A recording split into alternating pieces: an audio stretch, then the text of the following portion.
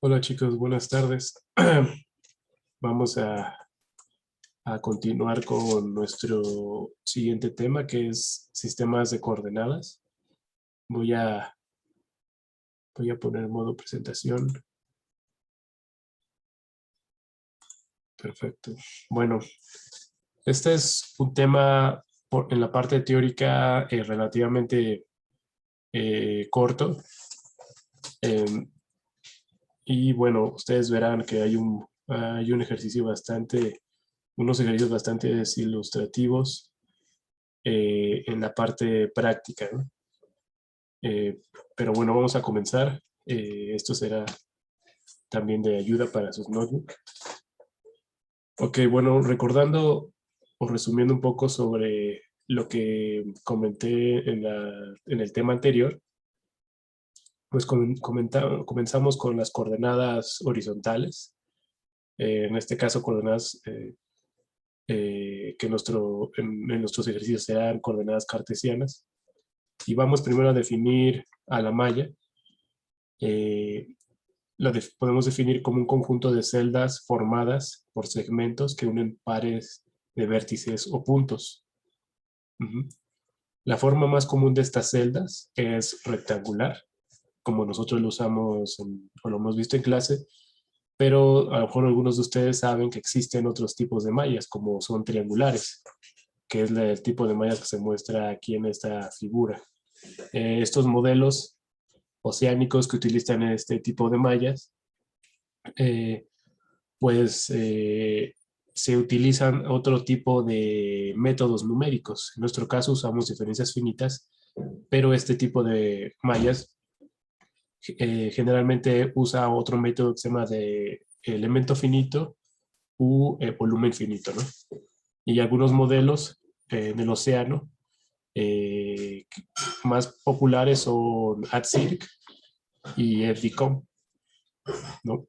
Y hay otro tipo de mallas que utilizan celdas octagonales, que no sé si algunos de ustedes las conozcan, pero pues solamente tienen octágonos en este tipo de celdas, ¿no? Eh, ok, pero bueno, las más comunes son las celdas rectangulares, en las, como digo, se utilizan diferencias finitas, como es en esta clase, y bueno, las más comunes son las coordenadas cartesianas o también ortogonales y de tamaño de celda constante, como este ejemplo este dominio en 3 dimensiones que vemos aquí. Bueno, y como había comentado también, hay una desventaja en usar este tipo de coordenadas cartesianas, las cuales no cambian de tamaño. Y bueno, la principal desventaja, digamos, es que es limitado su aplicación, solamente es útil en problemas ya sea con una escala espacial pequeña o ejercicios, digamos, sin alguna geografía realista, ¿no? Es decir, no se podría aplicar a un modelo con una configuración así global o regional, ya que no toma en cuenta lo que yo había comentado, que es el cambio de delta X con la latitud. Es decir, la distancia entre dos puntos de malla se reduce con la latitud en un modelo como el que aquí se muestra, ¿no? Estos modelos del océano y la atmósfera, por lo tanto, no tienen coordenadas cartesianas, sino se le conocen como coordenadas curvilíneas ortogonales, que es lo que yo les había comentado, ¿no? Es decir, son rectángulos, pero delta X va a estar en función de la latitud, ¿no? Solamente hay que tomar esto en cuenta, que es algo que ya les había comentado. Ok, bueno, pues las mallas más famosas o las más utilizadas en los modelos son las mallas Arakawa, ¿no? Eh, las ecuaciones de Navier-Stokes, como nosotros las conocemos, como seguramente estarán viendo o habrán visto en su curso de Introducción a la Oceanografía Física o Dinámica de Fluidos Geofísicos, contienen este sistema de ecuaciones contiene más de una variable a resolver, ¿no? Digamos, de manera simplificada, el modelo reducido más famoso es el de aguas someras y que tiene incógnitas, como incógnitas la velocidad en los dos componentes v y la distancia de la superficie libre que se le denota comúnmente como h, ¿no? Y bueno, el problema o la pregunta es cómo acomodar espacialmente estos campos de variables. En el caso de un modelo de aguas someras, pues una pregunta que se plantearon durante el desarrollo del pronóstico numérico del tiempo, Arakawa, alrededor de 1966. Y bueno, él pues hizo mucho trabajo desarrollando este tipo de mallas y viendo cuáles son los méritos de cada una, ¿no? Él junto con sus colaboradores caracterizaron por lo menos tres tipos de estas mallas que se les llamó mallas Arakawa. Ok, pues comencemos con el primer tipo. El primer tipo de mallas se le llama Arakawa A. Y esta malla, la característica es que tiene todas las variables definidas en el mismo punto, ¿no? Es decir, a esto se le conoce también como una malla no escalonada. Ahorita veremos a qué se refiere. Pero bueno, básicamente es eso. Las variables, en el caso de ecuaciones de aguas someras, bueno, aquí tenemos las ecuaciones, que si recuerdan la primera es una ecuación reducida de momento en la dirección X, es decir, parcial U, parcial T, menos F es el término Coriolis, V, la velocidad en el componente Y, igual a menos G, parcial H, parcial X, ¿no? Lo mismo para la ecuación de V, perdón, del parcial V, parcial T, más F por U, igual a menos G, parcial H, parcial Y. Y la ecuación para H, la superficie libre, que es parcial H menos entre parcial T, igual a menos H mayúscula, que H mayúscula es en la profundidad, y por parcial U, parcial X más parcial V, parcial Y. Este es el sistema de ecuaciones de aguas someras lineal, ¿no? En dos dimensiones. Entonces, aquí como había comentado, las tres incógnitas son U, V y H. Y en el caso de la malla Arakawa A, estas tres variables están colocadas en el mismo punto, ¿no? Por supuesto, tiene sus ventajas y sus desventajas. La ventaja es, bueno, simplemente no hay que hacer ningún reacomodo para hacer cálculos. Digamos, directamente ustedes se pueden obtener pues las variables en el mismo punto. En el caso de que tengan que, por ejemplo, graficarlas, ¿no? Pero bueno, ahorita veremos cuál es la desventaja de esta malla. Y la siguiente es la malla Arakawa B, en la cual tiene las velocidades definidas en el mismo punto, U y V, pero la altura de superficie en otro, es decir, está escalonada la superficie libre H con respecto de U y V, ¿no? Como pueden ver, H está colocada en el punto medio entre estas celdas que corresponden a los puntos eh, para las velocidades, ¿no? Y por lo tanto están asociadas distintos índices. Uh-huh. Así es como está definida la malla Arakawa B. Este diseño para algunos cálculos simplifica la solución de estas ecuaciones y por lo tanto reduce el tiempo de cómputo. Uh-huh. Ok. Ahora la malla Arakawa C. Esta malla Arakawa C es la que se le conoce también como malla no escalonada. Y como pueden ver, las velocidades están definidas en puntos distintos, ¿no? Escalonados con respecto a la superficie libre, ¿no? En este caso, U va a estar definida en estos puntos, en los que normalmente se les va a llamar puntos U, igual V, escalonada con respecto, los dos escalonados con respecto al punto H, ¿no?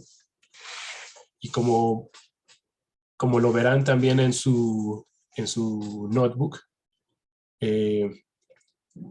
bueno, esta malla es la más popular, es la que se utiliza en la mayoría de los modelos oceánicos y atmosféricos porque simplifica el cálculo de propiedades, como por ejemplo la vorticidad, o lo que es lo mismo el rotacional, ¿no? Como lo verán en la práctica.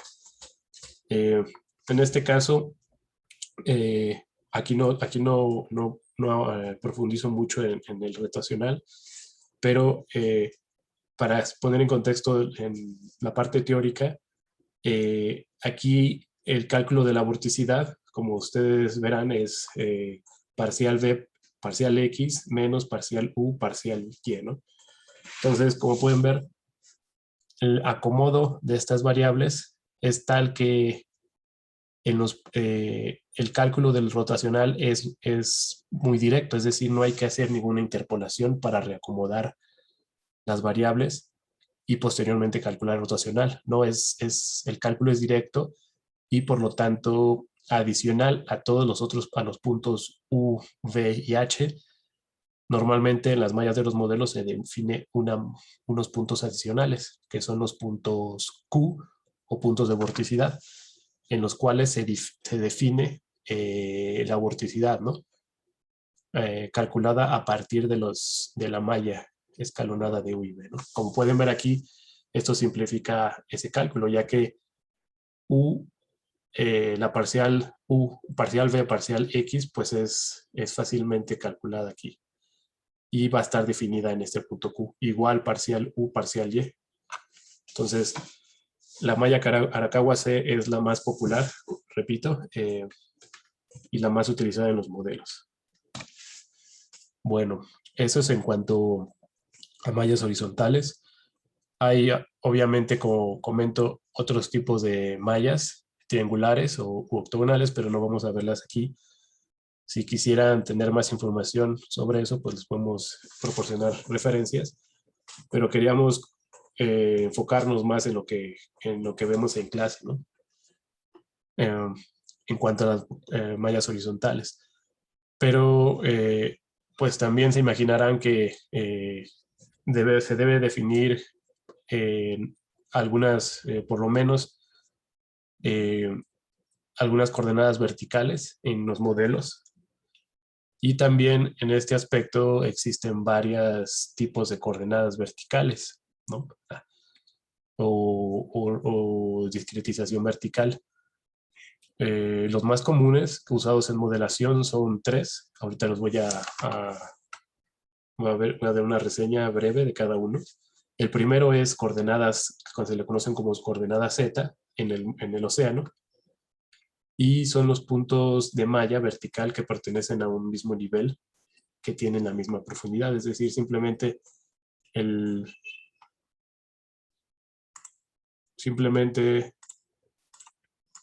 modelo, la vertical, se va a dividir en capas con igual profundidad, ¿ok? Lo cual, pues digamos, de alguna forma simplifica el cálculo, ya que el delta Z pues va a ser constante, ¿no? A lo largo de una misma capa. Tiene sus ventajas y sus desventajas. Ahorita voy a repasarlas. Y bueno, este tipo de coordenadas son las más utilizadas, o por lo menos eran las más utilizadas a los inicios de los desarrollos de modelos, ya que es económica y fácil de programar, ¿no? Como digo, el delta Z no varía. Sería lo análogo a nuestro delta X y delta Y en las coordenadas horizontales, ¿no? Y esto, pues, de alguna forma significa el cálculo. Pero, pues, tiene sus desventajas. Aquí, como ven, supongamos que este es un perfil real de la batimetría, y como pueden ver, al discretizar verticalmente el océano, pues en realidad esta parte de la topografía pues no estaría resuelta tan fielmente, ¿no? Por lo tanto, esto, pues digamos, le quita cierto grado de realismo a la solución, ¿no? Esa es una de las desventajas principales. Pues como mencioné, las principales ventajas es que el código son muy populares y están bien probados. Es relativamente fácil construir un modelo adjunto, es decir, un módulo adjunto al modelo principal, y es más eficiente computacionalmente, ¿no? Pero pues las principales desventajas y sobre todo poniéndolo en contexto con su uso en modelos oceánicos eh, digamos, regionales o globales, es que cuando el flujo, aquí que está representado por esta flecha, llega a cruzar una superficie, se genera lo que se le conoce como mezcla numérica o mezcla numérica falsa, ¿no? Y esto, como consecuencia, trae que no resuelve bien el flujo sobre colinas, ¿no? Este flujo sobre colinas que para muchas aplicaciones es útil resolverlo bien.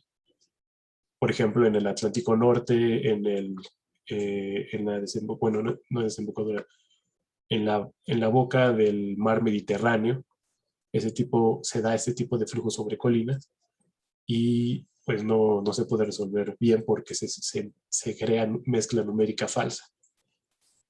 Bueno, y bueno, la otra era que, como decía, en la mayoría de las implementaciones la batimetría tiene que seguir niveles de profundidad del modelo. Es decir, esta batimetría en realidad se va a estar representando como escalones, en lugar de seguirla, digamos, de manera como aquí está, ¿no? Esa es de las principales desventajas.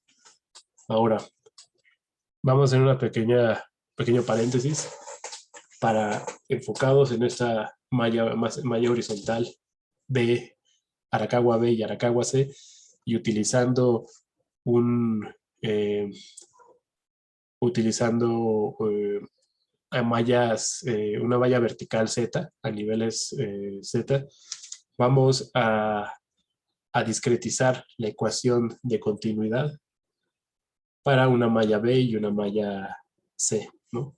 Entonces, aquí en este cubo, en este volumen de fluido, pues tenemos las variables U y B colocadas en los puntos, en el mismo punto, y tenemos la velocidad W en otro, ¿no?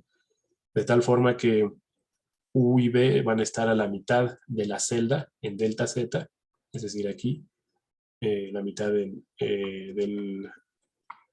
cubo, y W va a estar definida en la cara superior y en la cara inferior, en el centro de este cuadro, ¿ok?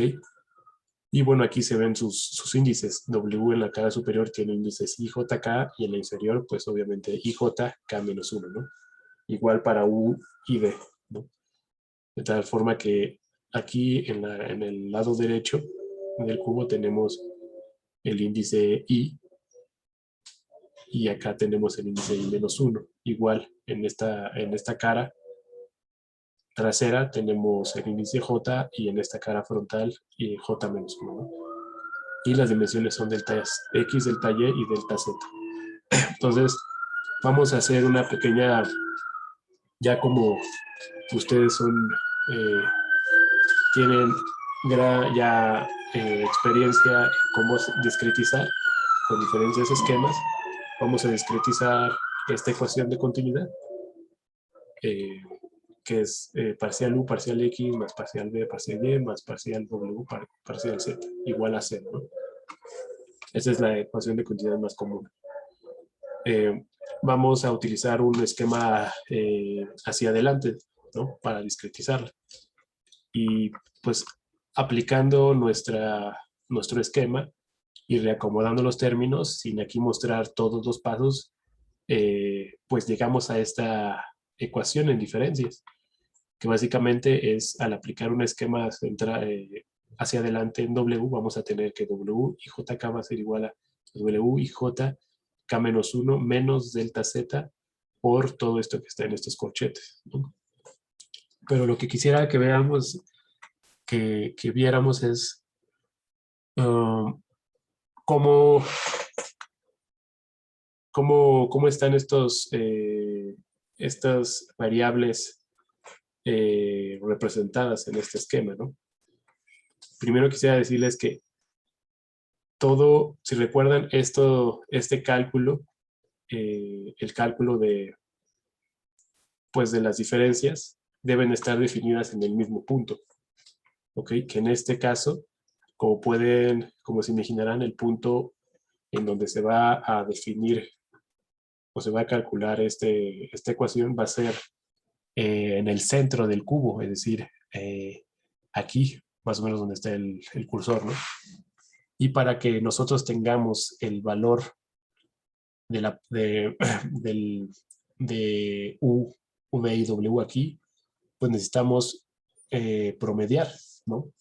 En este caso, tenemos lo que hace este esquema es primero promediar los puntos, en el caso de U, promediar los puntos U y JK y U y JK y, perdón, U y J-1K en este centro de esta cara, hacer lo mismo con el U y menos 1, 1K y JK, perdón, y U y menos 1, J menos 1K para interpolarlos en esta cara.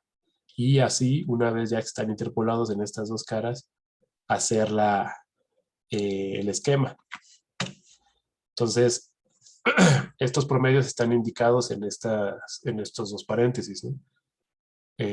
Como decía, se promedia estos dos puntos, que es esta paréntesis de aquí, y estos dos puntos, como es lo que está representado en este paréntesis, y se divide entre dos. Pero a su vez, aquí como vemos, estamos aplicando el esquema hacia adelante, ¿no? Todo al mismo tiempo, de tal forma que pues al dividir entre 2 delta x ya estamos haciendo la discretización aquí en este punto central. Y lo mismo para B. Se hacen los promedios, pero a lo largo del eje X, en la cara frontal y en la cara trasera, para que una vez que están promediados o interpolados aquí, se hace el esquema hacia adelante, ¿no? Entonces, como pueden ver, en esta malla B, pues se tiene que hacer, para resolver la ecuación, se tiene que hacer un promedio, una interpolación, lo cual estaría generando error, ¿no? Ahora, ¿qué sucedería si nosotros tenemos una malla Arakawa-C? En este caso ya no es necesario interpolarlos, porque tanto V como U ya van a estar definidos en el centro de estas caras, ¿no? En el caso de UIJK y UI-1JK, igual que B y JK y B y J-1K, ¿no? Entonces, en este caso, nuestra ecuación en diferencias es más simple. El corchete ya ahora va a estar definido utilizando estos valores, ¿no? Como pueden ver, ya no es necesario promediar. Y este es un ejemplo de la diferencia entre utilizar una malla B y una C para el cálculo en este caso, la ecuación de continuidad. Y como pueden ver, pues la malla C, pues reduce de manera considerable, pues el número de operaciones que se hacen y por lo tanto el costo computacional es menor, ¿no? Ok. Bueno, ese era un pequeño paréntesis para ilustrar esta parte. Y ustedes en su en su notebook, pues harán algunos cálculos muy parecidos. Bueno, pues la siguiente coordenada vertical es la coordenada sigma, que, bueno, la principal ventaja es que permite una mejor representación de la batimetría, ya que la columna de agua se divide en regiones verticales o capas verticales, las cuales tienen asignada una fracción de la profundidad total. Es decir, en toda nuestra región, como aquí vemos el ejemplo, existe el mismo número de capas verticales, que en este caso son 1, 2, 3, 4, 5, ¿no? Sin embargo, conforme nosotros nos acercamos a la región en donde la batimetría es menor, pues estas capas van reduciendo su espesor para adaptarse a la batimetría, ¿no? Entonces, estas coordenadas verticales son bastante útiles, por consiguiente, para aplicaciones costeras, y incluso hay modelos como FICOM que utiliza exclusivamente este tipo de capa, ¿no? Como mencionaré más adelante, hay modelos con aplicaciones más regionales o globales que utiliza una mezcla de varias coordenadas verticales. Pero bueno, como comentaba, la principal ventaja es pues una representación suavizada de la topografía del fondo del océano, y es una formulación natural para parametrizar procesos de la capa límite de fondo, ¿no? Es decir, este tipo de mallas, al representar de mejor forma la batimetría, resuelve mejor los procesos que ocurren en la capa límite de fondo. Y la desventaja es que pues la capa de mezcla no estaría bien representada como con las coordenadas Z. Si recuerdan, la capa de mezcla superficial, pues es una capa del océano en la cual la estratificación es muy pequeña. La mezcla es tal que pues las propiedades como temperatura, salinidad, densidad es homogénea, ¿no? En esa capa, eh, como consecuencia de la mezcla producida por el viento. Y entonces esa capa es mejor representada por coordenadas Z, es decir, capas con profundidad fija. Y en el caso de las coordenadas sigma, pues eso va a ser, una representación va a ser más pobre. ¿Ok? Bueno, en este caso también se genera mezcla numérica falsa, y normalmente no se utiliza este tipo de coordenadas para simulaciones globales o climáticas.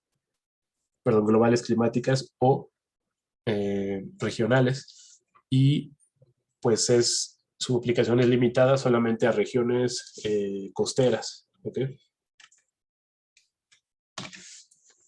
El tercer tipo de capa vertical más utilizada son las coordenadas isopignas,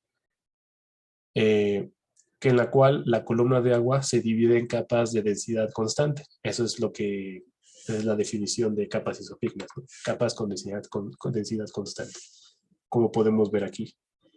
Esto eh, permite conservar de una manera más realista propiedades como temperatura, salinidad, etcétera, ¿no?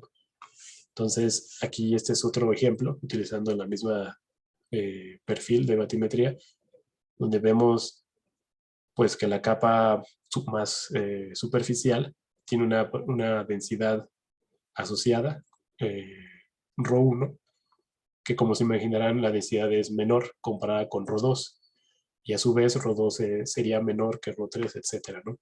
Entonces, así es como se definen este tipo de capas isopignas.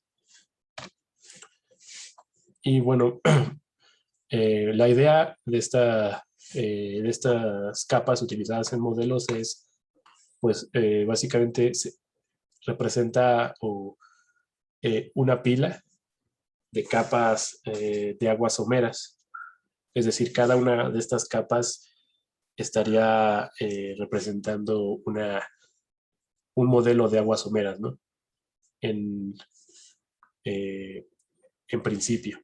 Y cada una tiene asociada una densidad constante y van a estar cubiertas por una capa de mezcla de densidad variable. Es decir, esta. Así es más o menos como los modelos que utilizan este tipo de capas, como por ejemplo MICOM o Miami Isotechnic Coordinate Ocean Model, que es un modelo que pues relativamente viejo, probablemente como 30 años, y que es predecesor de algunos modelos más complejos como HICOM, que ya utiliza, ahorita vamos a ver, utiliza ya una combinación de estas tres coordenadas, ¿no? Pero bueno, MICOM era uno de los modelos más populares que utiliza este tipo de mallas. Y a diferencia que de los niveles fijos, estas coordenadas siguen niveles de igual temperatura potencial, de tal forma que el flujo a través de la superficie se minimiza, es decir, a través de la superficie entre estas capas, el flujo de propiedades es mínimo, ya que pues existe una dirección de preferencia, ¿no? Para estas propiedades, temperatura, salinidad, U y V, ¿no? Y alguna de las características de este tipo de capas, como aquí ven en este modelo, en este esquema, es que se desvanecen al interceptar la topografía o afloran en la superficie, ¿no? Bueno, los modelos que utilizan este tipo de capas tienden a preservar las características de las masas de agua por grandes distancias y en particular permite simular flujos sobre colinas sin que se genere mezcla numérica falsa, que es lo que se, se produce cuando se utilizan las mallas Z.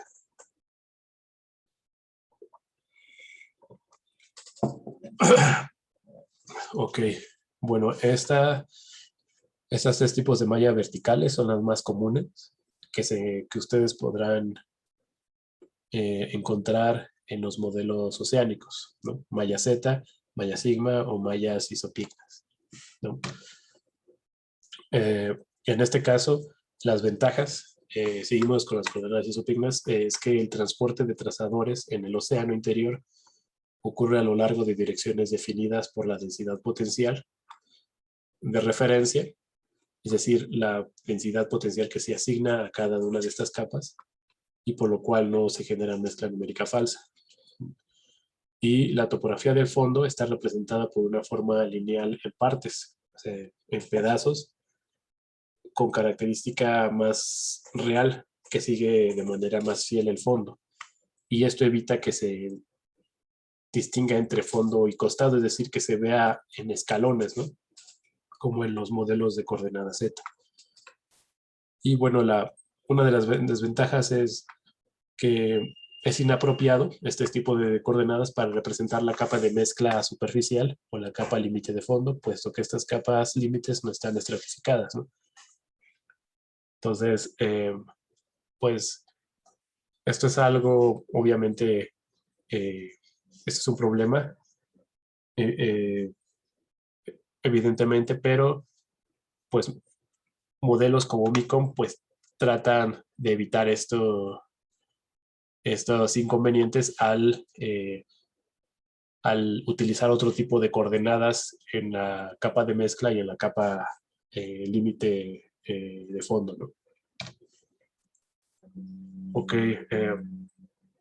pues como comentaba, ahora ya actualmente, o tal vez desde hace alrededor de 20 años, pues ha trabajado también mucho en aprovechar lo mejor que ofrece cada una de estas coordenadas verticales, ¿no? Y uno de los modelos más famosos en hacer bien esto es el modelo HICOM o Hybrid Coordinate Ocean Model, eh, que es, digamos, un modelo bastante popular que pertenece a un consorcio de la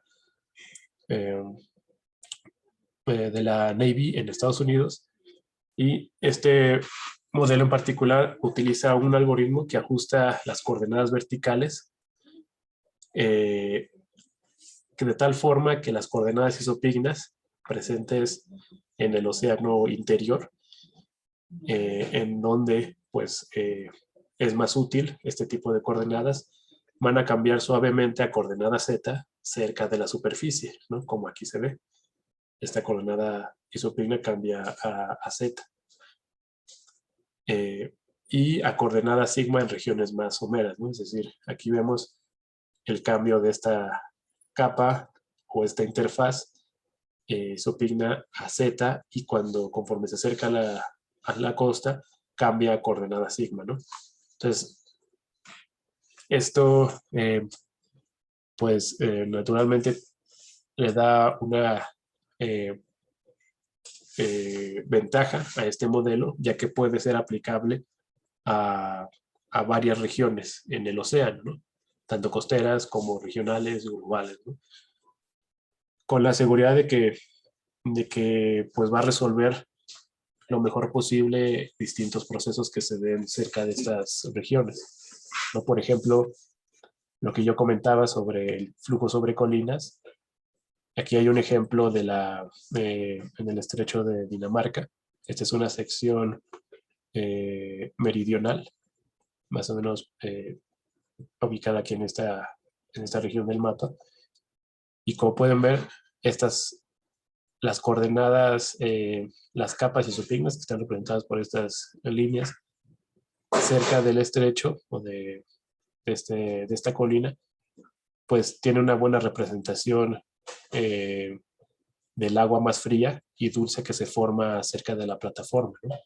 Es decir, sigue de manera real en la colina, en tanto en temperatura como la salinidad, ¿no? Y bueno, eh, este tipo de modelos pues es muy útil para resolver este tipo de procesos. Aquí este es un ejemplo. Para finalizar, este es un ejemplo de coordenadas, distintas coordenadas verticales. En el caso de esta figura izquierda superior, pues se tienen discretizada en la vertical con coordenada Z, ¿no? Niveles fijos. Tal vez el espesor es variable, como pueden ver en la superficie, el espesor es pequeño comparado con el fondo, pero todas las capas tienen, cada una, la profundidad es constante, ¿no? El espesor, como digo, puede variar en las capas superiores e inferiores, pero no en la misma capa. Y aquí hay una combinación en el lado derecho de una discretización utilizando sigma y z, ¿no? Que como pueden ver, cerca de la costa hay se cambia, se convierte de capa Z a capa sigma. Y esta figura izquierda inferior, pues tienes solamente capa sigma, ¿no? Como puedes ver cerca de la costa, pues es más o menos a esta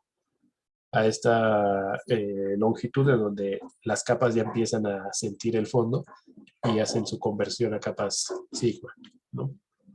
Perdón, todas son sigma, pero aquí se ve más natural ese efecto del fondo. Y en esta parte está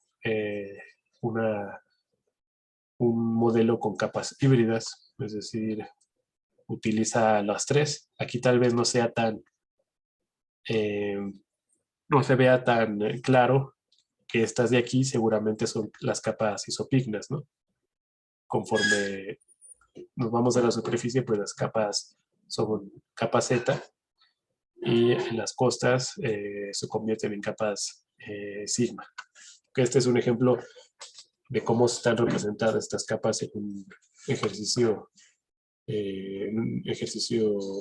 del modelo. Y finalmente, solamente cómo es la nomenclatura que se utiliza para estas coordenadas en el caso modelos en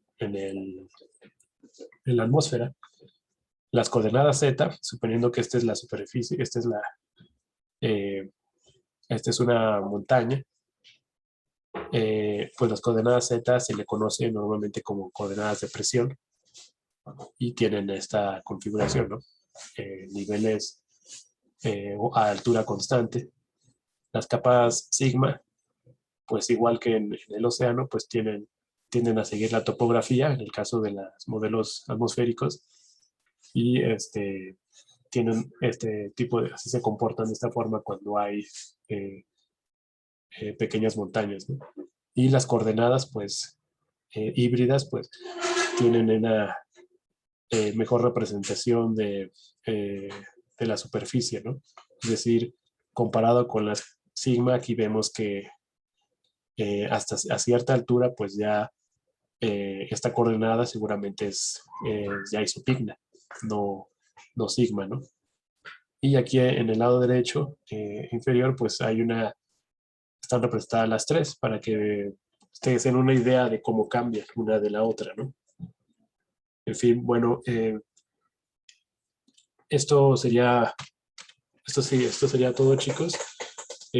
Como comentaba, es solamente una reseña de las coordenadas horizontales y verticales que más se utilizan en los modelos, sin profundizar mucho, porque en el notebook pues tendrán un ejercicio bastante útil haciendo un cálculo